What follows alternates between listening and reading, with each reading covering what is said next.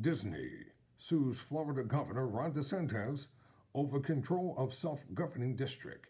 In a dramatic escalation of an increasingly bitter feud, Disney filed a lawsuit alleging that DeSantis orchestrated a retaliation campaign as punishment for Disney's protected speech. I'm Tyrone Bowman.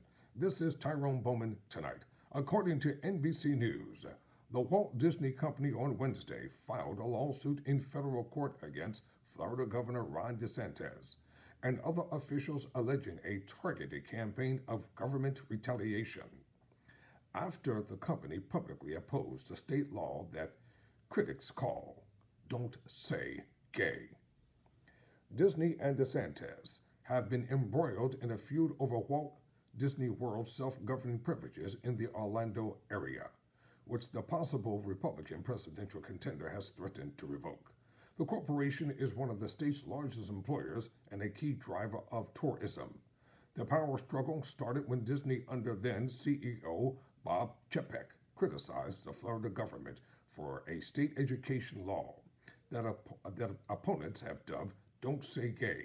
DeSantis signed the bill into law in March 2022, amid growing speculation that he might challenge former President Donald Trump for the 2024 GOP nomination. Disney's lawsuit, filed in U.S. District Court for the Northern District of Florida, dramatically escalates the fight. The company alleges that a retaliation campaign was orchestrated at every step by Governor DeSantis as punishment for Disney's protected speech, and now threatens Disney's business operations, jeopardizes its economic future in the region, and violates its constitutional rights. Well, isn't that what they're always howling about? The MAGA Republicans, that their rights, their constitutional First and Second Amendment rights are being violated, and when someone else asserts that their First and Second Amendment constitutional rights are being violated, they have a hissy fit because they can't take it. Disney regrets that it has come to this, the company said in the first section of the lawsuit.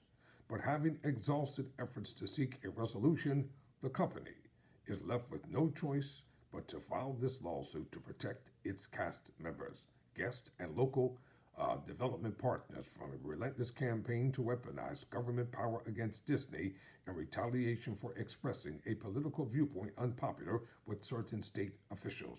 Newsflash: there are many conservative Republicans who are gay. They are called log cabins. Research it for yourself. So let's not be hypocritical here. In a statement to NBC News, a spokesperson for DeSantis said, "We are unaware of any legal right that a company has to operate its own government or maintain special privileges not held by other business in that state." The lawsuit is yet another unfortunate example of their hope to undermine the will of the Florida voters and operate outside the bounds of the law. The California-based corporation announced it has filed suit just minutes after a local governing board appointed by the conservative governor passed a resolution to void an agreement that allowed the Walt Disney World theme park and resort to keep control over much of its business operations in Florida. Disney was openly and legally granted a unique and special privilege, that privilege of running its own local government.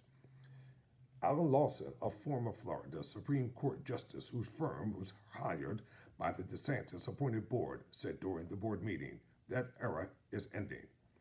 The legislation at the root of the conflict, the Florida Parental Rights in Education law, bans classroom lessons on sexual orientation and gender identity in early grades.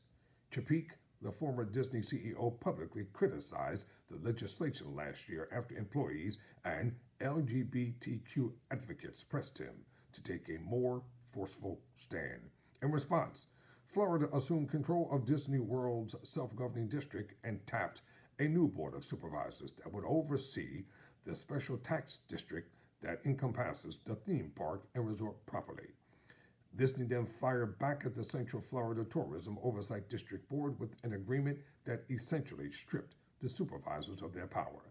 The board said earlier Wednesday that Disney's move to keep control over its property was unlawful. Disney ousted Chapek in late November and replaced him with a familiar face, Bob Iger, who ran the entertainment conglomerate for 15 years and stepped aside in the early days of the pandemic. What will hurt Florida in the worst possible way? And a presidential run for Governor Ron DeSantis. It's simple. Don't do business in Florida. I'm Tyrone Bowman. Never surrender, never quit.